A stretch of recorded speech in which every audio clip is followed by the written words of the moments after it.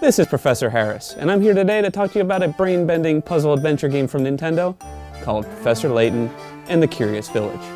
Professor Layton is really just a smart dude with a passion for puzzles, and that passion has brought him to a strange little European town where he's put to the task of solving a mysterious death through the power of mind-bending puzzles.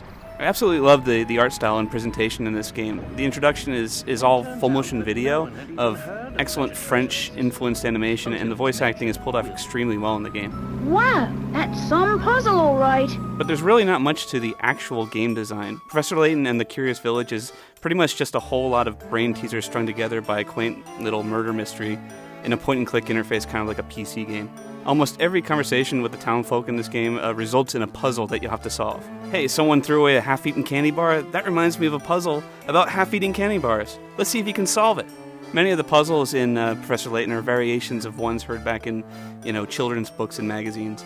There are about 150 of these puzzles tucked away in the cartridge, and I'll admit that many of them are good little head-scratchers, but many of them are also simple trick questions with obvious answers. And even though these puzzles are pretty challenging, the way the game presents them opens up a lot of cheating in the game. Let's say you fail at a puzzle. You can just shut down the system and start over without a score penalty. And then there's the issue of a replay. Once you unlock a puzzle, it'll be opened up outside of the adventure, but once you already know the solution, what's the point of going back to it? There are a handful of interactive puzzles, kind of like Tetris or tile sliding puzzles, but other than that, there's really not a whole lot of replay to learning or redoing existing puzzles that you've unlocked. On the other hand, there's a lot of puzzles in this game, and you'll have a lot to do. You can also unlock special puzzles that aren't part of the main storyline, so that's the encouragement of constantly going through the storyline. And once you're finished unlocking all the puzzles that are built into the cartridge, you can go onto the Nintendo Wi-Fi connection and download more every week. All told, there's about 15 hours of playtime right from the start, and then however long Nintendo wants to constantly feed you new puzzles.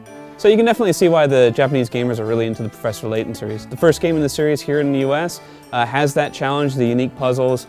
There is that element of being able to cheat the system, but as long as you're willing to not do that, you're going to have a good time with the game.